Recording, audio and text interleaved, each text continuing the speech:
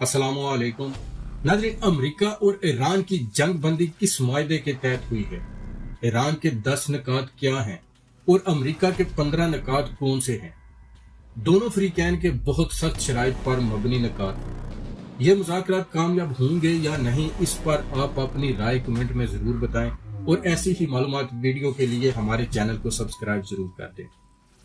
ناظرین، امریکہ اور ایران کے درمیان حالیہ کشیدگی اور جنگی صورتحال کے بعد 7 اپریل 2026 کو ایک عارضی جنگ بندی کا معاہدہ طے پایا ہے، جسے بین الاقوامی سطح پر ایک اہم سفارتی کامیابی قرار دیا جا رہا ہے۔ اس معاہدے کی بنیادی کڑیاں پاکستان کی ثالثی میں جڑی ہیں۔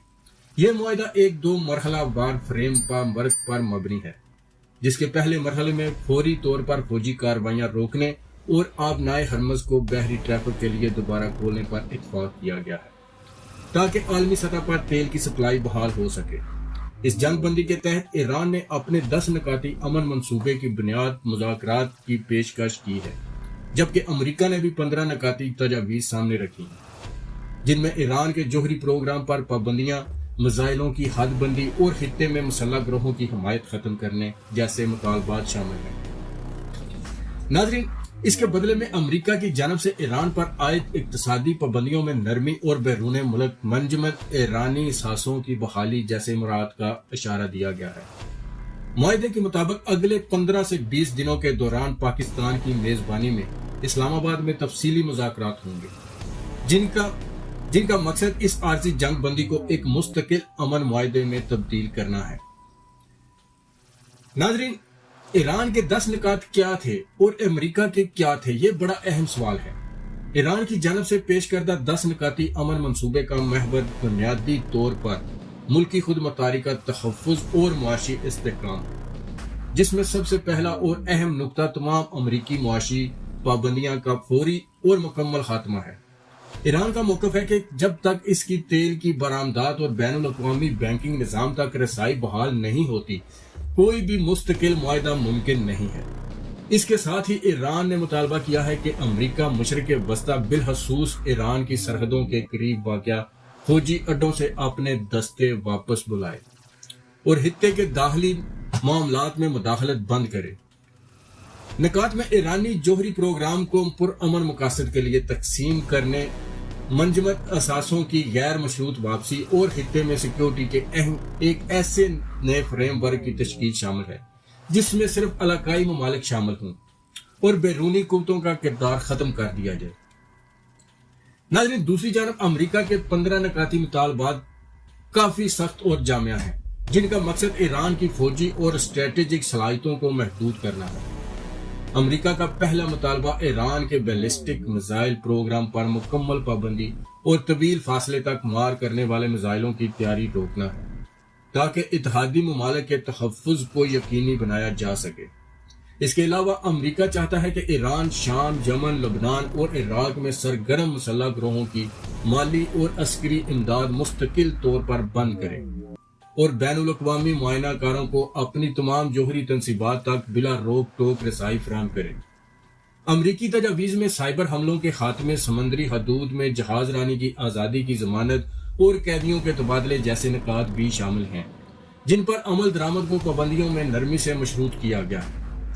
دونوں ممالک کے امتزاج سے بھرپور نکات پر اب اسلام آباد میں ہونے والے مذاکرات کے دوران بحث کی جائے گی تاکہ کسی درمیانی راستے پر اتفاق ہو سکے۔ ناظرین، دونوں ممالک کے نکات بہت سخت ہیں۔ کیا یہ مذاکرات کامیاب ہو پائیں گے؟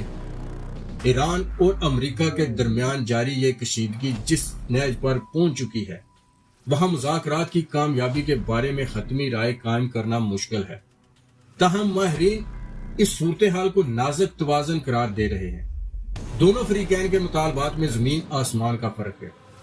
جہاں ایران تمام پابندیوں کے خاتمے اور خطے سے امریکی افواج کے انخلاء پر بضد ہے، وہیں امریکہ ایران کے جوہری اور میزائل پروگرام کو مکمل طور پر محدود دیکھنا چاہتا ہے۔ ان سخت شرائط کے باوجود اسلام آباد مذاکرات سے کچھ امیدیں وابستہ ہیں، کیونکہ اس وقت دونوں ممالک پر شدید اندرونی اور بیرونی دباؤ ہے۔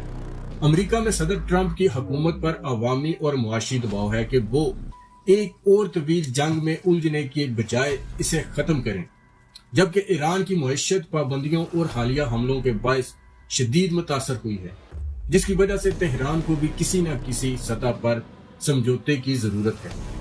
مذاکرات کی کامیابی کا انحصار اس بات پر ہے کہ آیا دونوں فریقین سب کچھ یا کچھ بھی نہیں کی پالیسی چھوڑ کر درمیانی راستہ نکالنے پر راضی ہوتے ہیں یا نہیں۔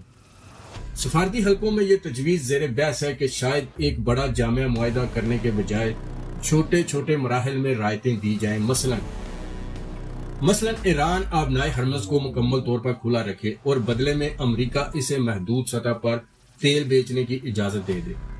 پاکستان کا کردار یہاں تک انتہائی کلیدی ہے کیونکہ وہ دونوں فریقین کے لیے ایک قابل اعتماد سہولت کار کے طور پر ابھرا ہے، اور اسلام آباد میں ہونے والی ملاقاتیں کم از کم براہ راست رابطے کا وہ راستہ کھول دیں گی جو جنگ کے بادل چھٹانے میں مددگار ثابت ہو سکتا ہے۔ ناظرین، تاہم خطرات ابھی بھی برقرار ہیں کیونکہ دونوں جانب ایسے گروہ موجود ہیں جو کسی بھی قسم کی لچک کو پسپائی قرار دے رہے ہیں۔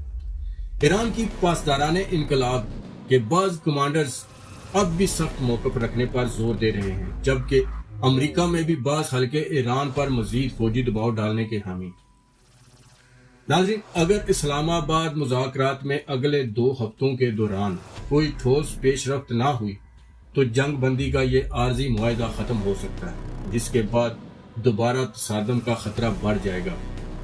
اس لیے یہ کہنا درست ہوگا کہ مذاکرات پائیدار امن کی ضمانت تو نہیں، لیکن یہ اس خونی تصادم کو روکنے کا آخری اور بہترین موقع ضرور ہے۔ ناظرین، ویڈیو اچھی لگی تو لائک ضرور کر دیجئے گا اور دوستوں کے ساتھ بھی شیئر ضرور کر دیں۔ السلام علیکم۔